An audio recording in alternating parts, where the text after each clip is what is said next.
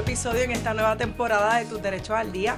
Este espacio auspiciado por Ayuda Legal Puerto Rico, ¿verdad? Y que tiene como objetivo que tengamos conversaciones para que la gente conozca sus derechos, para hablar también sobre política pública. Y hoy vamos a estar hablando de ese proceso de campaña electoral y antes, ¿verdad? Mientras estábamos comenzando esta grabación y nos estábamos relajando y cayendo en este espacio que nos está ofreciendo Webnético, también hablar un poco de esa idea de relajarnos, ¿no? Lo que está pasando en el país a veces supera la lógica y yo creo que tener la capacidad de reírnos, ¿verdad? Del momento que estamos viviendo, de reírnos un poco también, ¿verdad? Sin perderle perspectiva a la seriedad y a veces la tragedia de los temas es bien importante, ¿verdad?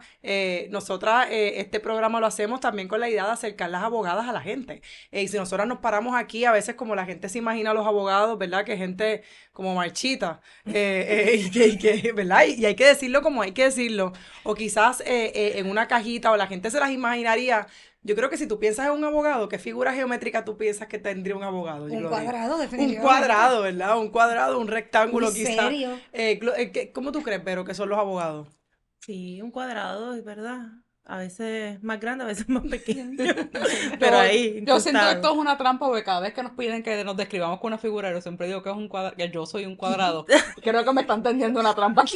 Oh, podría ser una trampa que no lo es, que no lo es. No, pero la realidad es que un poco también la idea de flexibilizar y poder tener conversaciones que a veces salen de lo que nos enseñaron en la escuela de Derecho, de lo que nos enseñan que debe ser un abogado, de lo que le enseñan a la gente que hacen las abogadas y los abogados, y que son estas figuras que a veces dan hasta miedo, porque esa es la idea, ¿no? Promover autoridad, promover que defiendes el sistema, y habría que hacerlo un poco distinto, ¿verdad? Para cambiar las cosas. Y pensando en hacer las cosas distintas, esta semana estuvimos hablando de la campaña electoral. Han pasado muchas cosas con las elecciones en estos últimos días. Estamos viendo, ¿verdad? Y podemos tener la conversación de cómo la Comisión Estatal de Elecciones es o no es un sistema imposible de cruzar para candidatos independientes, pensando en lo que le pasó a Eliezer Molina o en lo que alegan, ¿verdad? Que ha sucedido en los casos de Eliezer Molina, donde nadie tiene una versión, ni la CE, ni el mismo Eliezer. También hablar un poco de lo que ha pasado con Victoria Ciudadana y el proceso de los endosos, pero quizás desde nosotras, como una organización, que tenemos la responsabilidad de hablar de estos temas, ¿verdad? No endosamos personas, no nos oponemos a candidatos, pero tenemos una responsabilidad de hablar del sistema electoral, de la manera en que la gente confía o no confía en el sistema electoral, de la pregunta que todas tenemos, en el clandestinaje de la conciencia, ¿vale la pena salir a votar? ¿Y para qué y para quién? Y la respuesta desde nosotras, ¿verdad? Tiene que ser que esa decisión debe estar basada en temas, no en personas, en principios y no personalidades. Y pensar en la importancia que tienen hablar sobre los temas como el derecho a permanecer y las condiciones para permanecer de cara al año electoral, ¿verdad? Y eso es lo que nosotras estamos haciendo, Vero. Y creo que eso que tú tocas, para mí, es quizás la parte que se ha perdido en esta conversación y que es la más importante. Aquí no es el punto, es quién puede postularse o no. No es cualquier espacio, ¿verdad? El interés que esa persona pueda tener en ocupar un puesto político, sino la confianza que la gente puede tener en sus instituciones, pues, particularmente cuando estamos hablando de un derecho tan importante como el derecho al voto. Porque una cosa es que la gente piensa que no vale la pena votar porque no le gustan los candidatos, porque creen que los candidatos son todos los mismos, por lo que no creen que tengan una vocación política, porque creen que no vale la pena votar, punto. Y otra bien distinta es que la gente no quiera votar porque crean que es un ejercicio inútil porque los candidatos ya están escogidos. Que uno va allí a votar y que realmente eso no significa nada porque eso ya se sabe quién ganó. Como decían cuando están repartiendo los boletos para las placas, ¿no? Si eso pasa, yo creo que eso puede ser catastrófico para nuestras instituciones democráticas. Y lo que estás diciendo, ¿verdad? Es hablar de la democracia como una lotería, ¿no? Y eso es un problema. También es la visión, decía Facundo Cabral, ¿verdad? Gane quien gana, nos chavamos todos. Citando posiblemente a 25 otras mil personas que se han dado cuenta de que gane quien gane, nos chavamos todos, utilizando otra palabra. Pero también, y volviendo a esa idea de la lotería, el sentido de indiferencia, y entonces las elecciones se convierten en procesos de carisma. Yo me acuerdo que antes, para los tiempos de mi mamá, y digo mi mamá, ¿verdad? Yo nací en el 85, así que mi mamá fue la que vivió esto a su plenitud, yo era apenas una niña. Cuando Pedro Rosselló gana, era esta idea de que Pedro Rosselló era bien lindo y de que bailaba y de que era bien Y gracioso deportista. y ¿qué? El jet ski, Jugaba tenis, Y tú corría sabes, todas las y- mañanas. y corría todas las mañanas y entonces pues así, ¿verdad? Han ido cambiando esa idea de quiénes son más atractivos. Pienso, por ejemplo, en el tema de Alexandra Lúgaro y entonces pues a lo que llegó por ser atractiva o no. Y estas ideas de lo que nos venden y nos empaquetan como candidatos y la ausencia de temas. Y de momento sí es importante decir que hemos tenido de momento otros candidatos que de momento pues quizás no resaltan por la manera en que se ven, pero sí porque son gritones o porque hablan, hacen muchos lives, están bien presentes en redes sociales. Y no es que eso sea bueno o malo, pero la pregunta es dónde está la sustancia, ¿verdad? ¿Dónde quedan los temas? Y el hecho de que eso todavía tiene que ser lo que importe. Sí. Yo creo que, obviamente, en un país que sabemos, un país que es una colonia, ahora tenemos una junta que controla y que literalmente, ¿verdad? Hay un cuestionamiento democrático siempre. Y es legítimo que cuando vengan las elecciones nos preguntemos si es un ejercicio que vale la pena invertir nuestra energía, nuestro esfuerzo. Y eso pues es como una conversación importante, pero también está otra que es la cuestión del cinismo ante nuestro país, ¿verdad? Independientemente de si el ejercicio pueda servir o no a un nivel individual, no hay duda que cuando vienen unas elecciones es una oportunidad única que tiene un país que vive en un sistema como el nuestro de llamar a capítulo lo que ha pasado durante 4 años, mirar qué se ha hecho, mirar dónde se ha trazado y empezar, ¿verdad? En la única oportunidad que tiene la gente de literalmente decir, a cambio de algo que yo voy a dar, yo te puedo pedir cuentas a ti. Entonces, eso sí que yo creo que sería muy peligroso, independientemente si el día de las elecciones vamos y ejercemos el voto. Yo creo que nadie debe perder la oportunidad de aprovechar la oportunidad de un año eleccionario para traer los temas importantes que la aquejan a su comunidad, a ella e incidir independientemente de que se vote o no. Todas las personas que vivimos en Puerto Rico tenemos derecho a que esa gente elegida adelante nuestros derechos, ¿no? Entonces, eso yo creo que sería lo más importante, ¿verdad? Rescatar ese espacio democrático de poder incidir y de poder dialogar y de poder exigir, mira, tú quieres esto, pero esto, ¿verdad? Estas son mis necesidades. Y eso yo creo que sería, de todo el proceso, es lo más que yo rescato. Porque a un nivel individual pues pueden haber muchas frustraciones en un país azotado por el bipartidismo, un país donde en realidad pues la gente se está yendo, pues, Bueno, pero donde a la un colonia nivel, es el límite. pero a un nivel colectivo, creo que no debemos pasar la oportunidad. Y sobre todo donde de acuerdo, y donde la colonia es el límite, ¿verdad? Albizu Campos decía que la urna era el ataúd de la democracia, en parte, ¿verdad? Y tenía que ver con esta idea de que las elecciones en un sistema de colonia, pues el margen de movimiento para donde la gente puede coger, pues siempre va a estar y tan limitado. Y a veces la gente piensa que ese es el único ejercicio de democracia que hay, de participación, hasta el punto, ¿verdad? Donde si tú pierdes o ganas las elecciones, después se convierte en tu gobernador, ese es por el que tú votaste, ese es el que tú te ganaste.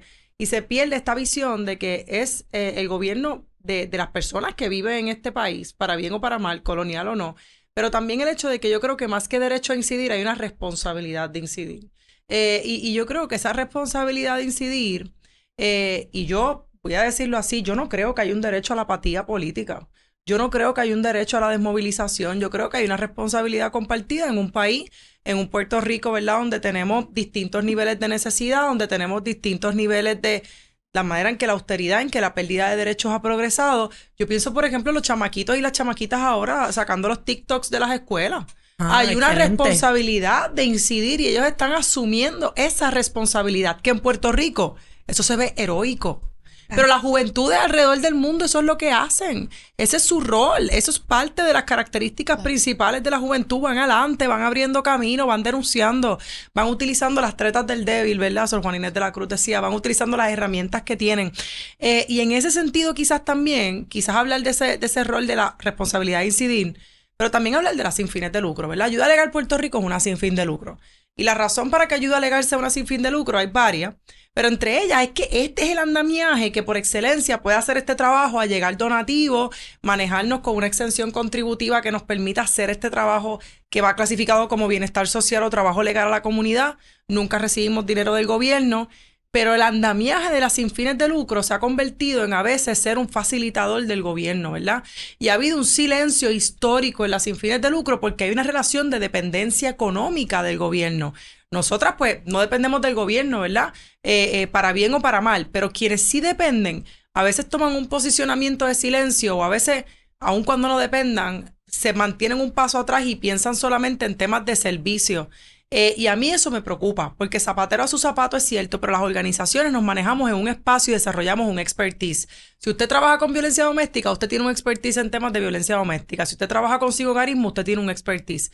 Y las organizaciones han asumido, lamentablemente no todas, y lamentablemente muy pocas, y lamentablemente siempre las mismas, por décadas antes de que Ayuda Legal Puerto Rico existiera, el rol de la abogacía y de poner el dedo en la llaga, ¿verdad? En la llaga de las cosas que el gobierno no está haciendo y no le toca a las sin fines de lucro hacer, aún con dinero gubernamental. Cosas que el gobierno no está haciendo y que debería estar haciendo y que lo sabemos porque tenemos tantos años de experiencia en la calle. Y yo creo que el llamado que estamos haciendo esta semana, todo esto de las campañas electorales que nosotras hacemos desde Vivienda, es también un llamado a que nosotras estamos siguiendo los pasos de sin fines de lucro que sabemos que son también agentes de cambio social y que cuando llega el momento de la verdad, en vez de hacer silencio para promover más apoyo del gobierno, asumen la batuta del discurso público y dicen lo que está bien y lo que está mal y señalan quiénes son los responsables y cómo deberían transformarse. Sí, yo estaba escuchándolas, recordando una campaña que realmente no me acuerdo de dónde proviene en este momento, pero hace unos años se mencionaba el asunto de vota o quédate callado. Horrible. Y me parece que es terrible, ¿verdad? Me parece que es terrible y todavía algo queda por ahí de esa idea de que la única alternativa y la única opción que tenemos como personas que viven en una democracia es votar cada 4 años. Y lo mismo como desde el asunto personal como también desde el asunto organizacional. De la única manera que tenemos de incidir y de la única manera en que podemos seleccionar lo que queremos como país es en las urnas. Y es terrible porque la realidad es que nosotros tenemos una responsabilidad mucho mayor y tenemos muchos otros espacios. Pero no le conviene, ¿verdad?, a los sectores de poder que sepamos y que la gente sepa que sí puede hacer cambios, que sí puede hacer gestiones, incluso más allá de sencillamente protestar también, sino de hacer movimiento. Nosotras, por ejemplo, en Ayuda Legal trabajamos con el asunto de promover y de ayudar a que la gente participe, por ejemplo, en vistas públicas, en asuntos ambientales que competen a su comunidad, y que tomen movimientos, ¿verdad?, acciones comunitarias y se organicen las comunidades para poder adelantar unos asuntos importantes a la comunidad, a su comunidad. Las personas y las organizaciones. Y en ese sentido, ¿verdad?, un poco lo que decía Ariadna de la necesidad de que las organizaciones sin fines de lucro también asuman un rol más protagónico y retomen, ¿verdad?, un poco esa cultura que teníamos antes de que hace muchos años, de poder señalar, de poder pararnos de frente y de poder decir. Porque nadie mejor que las organizaciones sin fines de lucro, nadie está en una mejor posición de saber lo que está pasando en la calle con la gente. Porque lo asumimos desde muchas instancias, trabajamos con muchas cosas, son muchas organizaciones sin fines de lucro que están en la calle y que están asumiendo un trabajo que realmente es del gobierno y que el gobierno la utiliza como muleta para no tener que hacer lo que tiene que hacer. Así que yo creo que este es el año, este es el momento y tenemos que hacerlo, ¿verdad? Un poco también exigir quiénes son los candidatos que van a estar en esa no nosotros como organización, sino la gente. ¿Quiénes son los candidatos que van a estar en la papeleta? ¿Qué es lo que nosotros queremos como país? Tenemos que pensarlo, plantearlo y hacerlo. Yo me parece que este es el momento. Y con eso en mente, 54% de las mujeres son el electorado hábil del país, ¿verdad? Por lo menos en 2020. Eso obviamente va a cambiar. Todavía no hay datos, ¿verdad?, sobre la inscripción de personas hábiles para votar, pero esos son los datos que tenemos 2020. Hicimos una conferencia de prensa en estos días. Hablamos sobre el derecho a permanecer, hablamos sobre las condiciones, presentamos unas propuestas que se han estado repartiendo a los distintos partidos políticos y que ya tenemos reuniones con varios partidos políticos para discutir y quizás hablar de varias cosas. Primero, de esas propuestas, por qué enfocarnos en vivienda, por qué seguir enfocándonos en el tema de las mujeres, pero también hablar de que así como han venido reacciones, yo creo que de mucho apoyo, apertura de partidos, incluyendo los partidos, ¿verdad?, de los partidos tradicionales y de los partidos no tradicionales también. De hecho, yo creo que ya todos los partidos se han comunicado con nosotras a estas alturas y eso no es poco decir en un país como este, donde a veces estos temas de derechos humanos se ven como, antes de entrar a cámara, yo estaba haciendo mi imitación de Linda Sara, y a veces se ven, ¿verdad?, como temas así aspiracionales y poéticos y románticos y que no tienen un asidero en la realidad, pero que sí lo tienen, ¿verdad? ¿Verdad? Y en la urgencia que hay en un país en que está en proceso de desplazamiento quizás a mayor grado de lo que queremos aceptar incluso nosotras mismas. Pero pienso en que así como ha llegado mensajes de apoyo, de momento nos han empezado a llegar estos tapabocas institucionales o estos regaños institucionales, estos mensajes de cuidado por donde va ayuda legal, ahí van las muchachas de ayuda legal dañando de la reputación, qué sé yo, a distintos sectores como las instituciones financieras del país. Así que creo que hay mucho que decir. ¿Por dónde empezamos? Quizás atajar el tema de las propuestas, pero... y digo Vero así, ¿verdad? En general, mirándolas a ustedes dos, a ver cuál de las dos asume la batuta ahí. Haciéndose así fijamente no funciona. Así funciona los gallos de pelea. Estamos en contra de las peleas de gallo en este podcast. Pero podemos hablar de por qué nos concentramos en la vivienda, en las propuestas que nosotros presentamos. Nos concentramos en la vivienda. Bueno, primero porque es lo que escogimos hacer, ¿verdad? Yo creo y lo digo hoy con cero cinismo, porque también una expectativa de gran parte de la población, al menos de ciertos sectores de la población, y las feministas escuchan mucho esto, ¿no? De que las organizaciones están para hablar de los temas que otra gente está hablando, los temas que otras personas pueden dictar. Pues nosotros hablamos de vivienda, nosotros trabajamos con vivienda. Tan sencillo como eso. Y nuestras propuestas se basan en asuntos de vivienda porque la gente es lo que, ¿verdad?, refleja las cosas que estamos viendo la gente cuando nos llama o cuando vamos al tribunal a representar a las personas que están enfrentando un desahucio, que están enfrentando una ejecución de hipoteca, cuando lo estamos acompañando a recibir asistencia de recuperación tras desastre. Es lo que hemos trabajado, es lo que hemos desarrollado en ese peritaje y es el tema que nosotras queremos atender y es un tema que lamentablemente muchas veces no se les da la prioridad que merece y no se ve como un tema político porque nos gusta o hemos decidido o alguien decidió por nosotros que en nuestra sociedad la vivienda es un asunto individual. Y tú tener o no una vivienda es un reflejo de una condición moral, ¿verdad? De la gente, uno merece una casa, uno trabaja para una casa, en lugar de marcarlo como lo que es un derecho, es algo necesario para sobrevivir, punto. Y poder llevar la atención a ese tema, pues es necesario y para nosotros es urgente, porque tenemos que cambiar cómo hablamos de la vivienda, por eso. Dicho eso, nuestras propuestas pues van con los temas que nosotros trabajamos. Yo trabajo con recuperación justa y cuando vemos que de 27,000 personas que solicitaron asistencia porque todavía tenían daños después del paso de los huracanes Irma y María, vemos que sobre 12,000 de esas solicitudes han determinado que son inelegibles, más casi la mitad de las solicitudes, que apenas se han reparado 3,900 casas, apenas hemos construido 2,000 casas adicionales, reconstruido. Y que la gente, que es un número que va creciendo, que la gente que ha recibido vales para reubicarse de su casa porque el gobierno decidió que esa era la única ayuda que le iba a dar porque entendió que no podía reconstruir su vivienda, no han podido conseguir otra casa, menos de 1,000 personas, de las 3,000 y pico que han recibido esos vales de reubicación, han podido conseguir una casa donde reubicarse, lo que significa que ese mercado no está aguantando, ¿verdad? O no está pudiendo satisfacer la necesidad de la gente que está buscando casa, que el mismo gobierno le dijo no te puedes quedar donde estás, y no tienen a dónde estar. Así que 6 años de María seguimos hablando de ese proceso de recuperación, que se le añadieron los terremotos, que se le añadió la pandemia, y la gente todavía buscando un lugar seguro para vivir, que es como una condición mínimamente necesaria para poder sobrevivir. Claro. Aquí. Y que genera un montón de estrés en las familias. El asunto de no tener un espacio seguro, donde tener ese nido, ¿verdad? Donde criar, donde ser, donde estar, donde generar paz. Y un panorama muy similar, ¿verdad? Vemos en el caso de los desahucios, vemos un aumento de 500 desahucios por impago versus el 2022, entre 2022 y 2023.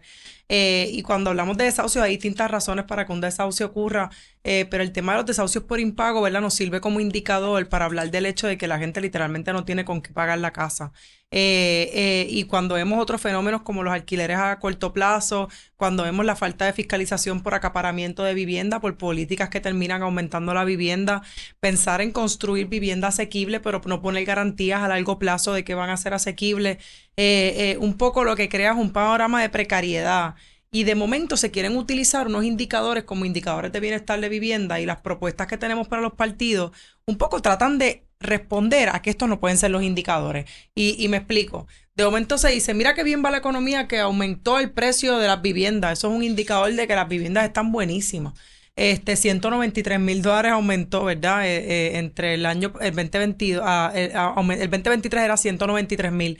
Que la vivienda que se construyó nueva cueste $312,000 promedio, ¿verdad? Y eso es un indicador de bienestar. Y se dice, Verónica, que la crisis de hipoteca pues no está en crisis nada porque estamos en el periodo de menor delincuencia y la gente pudo comprar 10,000 casas el año pasado, hacer 10,000 hipotecas, 10,400 hipotecas el año pasado, que si bien es cierto son 400 menos que las del 2022, se dice, pero pudieron hacer 10,400 hipotecas a pesar del mercado de vivienda, de la falta de inventario, y los constructores ahí dicen hay que construir más. Y un poco, ¿verdad? Se utilizan los datos y se reorganizan. Por eso es que los datos son los datos, pero los datos nunca son suficientes, porque los datos son de quien los acomoda, la narrativa, ¿verdad? Y un poco pensando en cómo de momento pues crean toda esta narrativa del bienestar y de momento pues Ayuda Legal Puerto Rico está como como profeta de la catástrofe allí donde no hay caos. Nosotras diagnosticando un caos que no es. Y cosas que dejan de decir, por ejemplo, es que de esas 10,400 transacciones de hipoteca, 7,000 por lo menos se hicieron con el programa de asistencia al comprador, un programa de fondos federales no recurrentes que no se va a poder, que no se está repitiendo, que no es sostenible, ¿verdad? Verónica, pero entonces se dice que todo está bien. Sí, yo creo que nosotras, y un poco también atando cabos con lo que dice Vero, de por qué hacemos esto y de por qué hablamos de lo que estamos hablando. Obviamente, cuando hablamos del derecho a permanecer, nosotras no hablamos del derecho a permanecer cuando empezamos a hacer el trabajo con ayuda legal.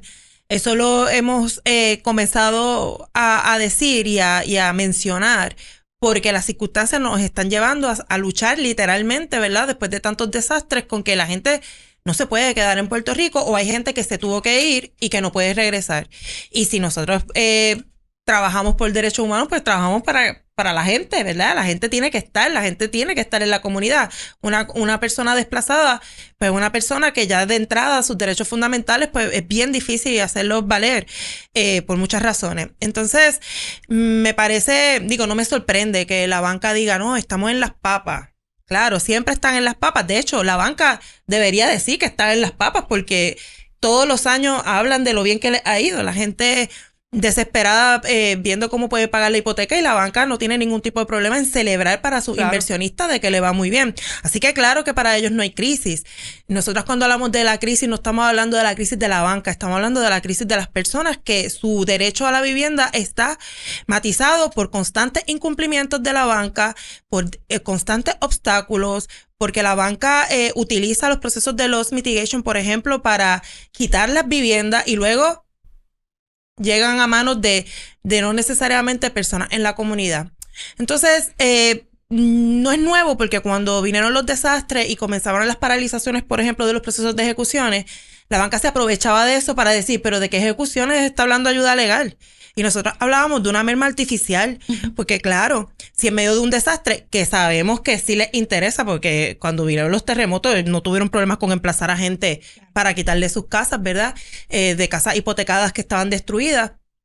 Pero han habido, como por ejemplo la ayuda el programa de ayuda al comprador, que ciertamente pues de momento funciona casi como un subsidio a esta banca que sabe capitalizar muy bien y obviamente las personas se ven beneficiadas porque compran la casa. Esto no es un asunto de las personas, claro, pero que utilizar ese indicador para decir que todos estamos en las papas, eso es manipular el dato, ocultar de que son circunstancias extraordinarias por los desastres y por las necesidades de emergencia que hemos tenido. Entonces, obviar eso, pues obviamente pues la banca siempre va a reaccionar, pero pues para eso estamos nosotras ahí, ¿verdad? Para un poco poner en contexto. Y es importante que sepan las personas que nos escuchan que esas manipulaciones, ¿verdad? De la realidad y de la experiencia de tantas personas, muchas de ellas nosotras acompañamos, ¿verdad? En esos momentos tan terribles de sentir esa desesperación de que voy a quedarme sin techo. Pues no están matizadas por quien gobierne una asociación de bancos hoy. que mañana puede ser que ya no esté. O sea, el trabajo a favor del derecho a la vivienda y ese trabajo que estamos haciendo, que pudiera resultar muy antipático, y eso a veces nos da muy orgullo, ¿verdad? Depende a quién le resulta antipático, celebramos o no. Es un trabajo bien independiente a esos vaivenes de quien dirige esas organizaciones a favor de las instituciones financieras, pero eso no significa que el gobierno no tenga una obligación de trabajar con las agencias que fiscalizan, ¿verdad? A la banca, que sabemos que eso también está en precario. Y es importante, ¿verdad? Porque a veces hablamos del gobierno y pensamos en dos cosas. O el gobierno como el incumbente, ¿verdad? Se piensa el gobierno como Pierluisi, porque obviamente ahora mismo él es el gobernador. O se piensa en el gobierno como esta cosa abstracta que tiene toda la responsabilidad, pero que no tiene formas, como acoso. El gobierno tiene responsabilidad, el gobierno tiene que... Pero no, estamos hablando de personas, estamos hablando de candidaturas, estamos hablando de plataformas. Y una cosa que llama la atención, ¿verdad? Es que pensando de nuevo en el tema de mujeres, pensando en el tema de vivienda, la vivienda solamente sale en relación a los desastres y el tema de las mujeres solamente sale en relación a violencia doméstica.